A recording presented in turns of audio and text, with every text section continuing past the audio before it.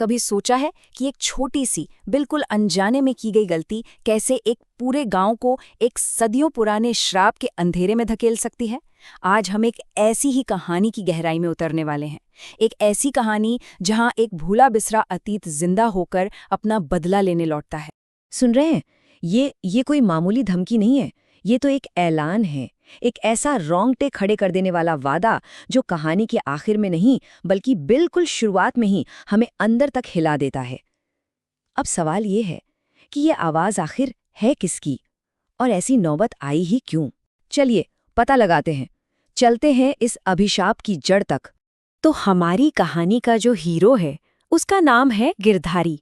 बिल्कुल सीधा साधा सा पोस्टमास्टर है और बस उसकी किस्मत देखिए, उसे एक ऐसे अनजान गुमनाम से गांव में ले आती है जो सिर्फ कोहरे से ही नहीं बल्कि न जाने कितने गहरे राजों से भी लिपटा हुआ है।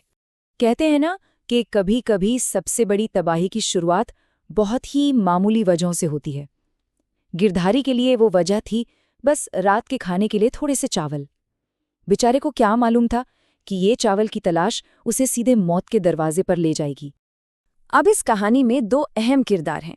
एक तरफ है गिरधारी जो बिल्कुल नया है, गांव की सच्चाइयों से एकदम अनजान, और दूसरी तरफ है कालीचरण, एक बूढ़ा दुकानदार जिसकी आंखों में शायद एक अपनापन दिखे, पर यकीन मानिए उसकी उस मीठी मुस्कान के पीछे एक ऐसा अंधेरा छिपा है जिसकी कोई कल्पना भी नहीं कर सकता।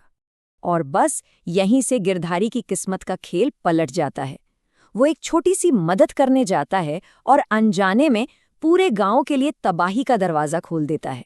सोचिए कितनी मासूमियत भरी है इस आवाज में, है ना? एक लाचार बूढ़े की मदद की पुकार लगती है, पर असल में ये मासूमियत बस एक मुखौटा थी, एक ऐसा जाल जिसे बहुत ही चालाकी से बिछाया गया था और हमारा गिरधारी सीधा उसमें फंसने वाला था। बस एक हल्की सी ठोकर लगी और वो हांडी टूट गई, और अंदर से जो निकला सूखी हड्डियां, मुरझाए हुए फूल और एक ऐसी सड़ी हुई बदबू कि जैसे कोई पुरानी कब्र खुल गई हो। पर इससे पहले कि गिरधारी कुछ समझ पाता या सवाल कर पाता, कालीचरण ने अपनी वही मीठी मुस्कान से इस भयानक सच पर पर्दा डाल दिया। और ठीक तभी जैसे ही गिरधारी दुकान से निकला, उसने कुछ ऐसा देखा जिसने उसके होश उड़ा दिए। लालटेन की रोशनी में कालीचरण की जो परछाई थी वो किसी इंसान की नहीं लग रही थी।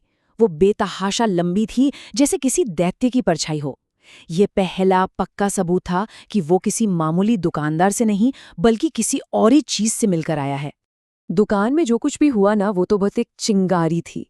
असली आग तो 20 साल पहले ही लग चुकी थी। एक ऐसा काला सच, एक ऐसा इतिहास जो अब गिरधारी के सामने खुलने वाला था। और तब एक पड़ोसी ने गिरधारी को गांव का वो सच बताया जिसे सुनकर उसके पैरों तले से जमीन ही खिसक गई।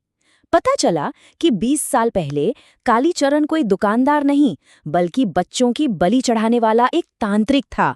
गांव वालों ने गुस्से में उसे मार तो डाला, पर उसकी खतरनाक आत्मा को एक सन्यासी ने एक हांडी में कैद कर दिया था।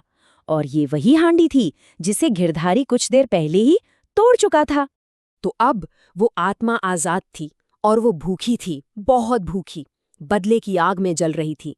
गांव पर कहर टूटने में अब ज्यादा देर नहीं थी और अपनी आजादी का जश्न उस आत्मा ने बहुत ही भयानक तरीके से मनाया। अगली ही रात एक जोरदार बवंडर आया और उसने पूरे बाजार को तहस नहस कर दिया। और उस तूफान के शोर के बीच एक शैतानी हंसी गूंज रही थी। साफ था, कालीचरण लौट आया था। तो ये सिर्फ एक तूफान नहीं था, नहीं, ये कालीचरण का खुला ऐलान था, एक चैलेंज था। उसने हवाओं के जरिए अपना मैसेज पूरे गांव तक पहुंचा दिया था कि ये तो सिर्फ शुरुआत है, असली तबाही तो अभी बाकी है।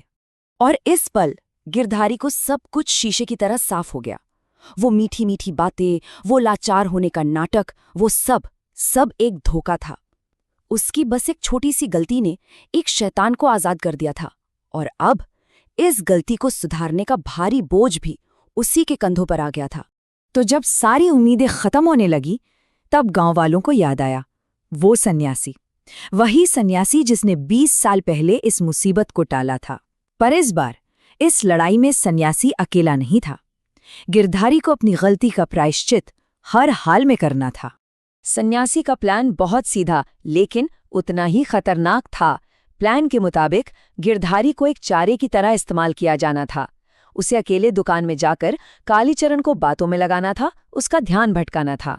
और बस इसी दौरान सन्यासी उस दुष्ट आत्मा को हमेशा हमेशा के लिए बांधने का अपना अनुष्ठान पूरा करता। और फिर आई अमावस्या की रात, वो रात जब अंधेरा अपने चरम पर होता है। उसी काली रात में अच्छाई और बुराई की आखिरी जंग लड़ी जानी थी। एक तरफ था सन्यासी का ज्ञान और तप, और दूसरी तरफ कालीचरण का बेइंतहा आतंक। और जैसे ही कालीचरण को समझ आया कि उसके साथ धोखा हुआ है, उसका वो इंसानी मुखौटा उतर गया। अब सामने था एक नफरत से भरा हुआ दैत्य। उसकी चीख में सिर्फ गुस्सा नहीं था, बल्कि दोबारा कैद होने का डर भी साफ सुनाई दे रहा था। लेकिन सन्यासी अपनी जगह से 1 इंच नहीं हिला। उसकी आवाज में एक गजब की दृढ़ता थी। उसने कालीचरण को ललकारते हुए कहा कि इस बार वो उसे एक ऐसे बंधन में बांधेगा जिसे आने वाला वक्त भी कभी तोड़ नहीं पाएगा। तो इस बार सन्यासी ने कोई चूक नहीं की। मंत्रों के जाप के बीच कालीचरण की राख को एक नई हांडी में बंद किया गया और उसे जमीन में बहुत गहराई में दफना दिया गया।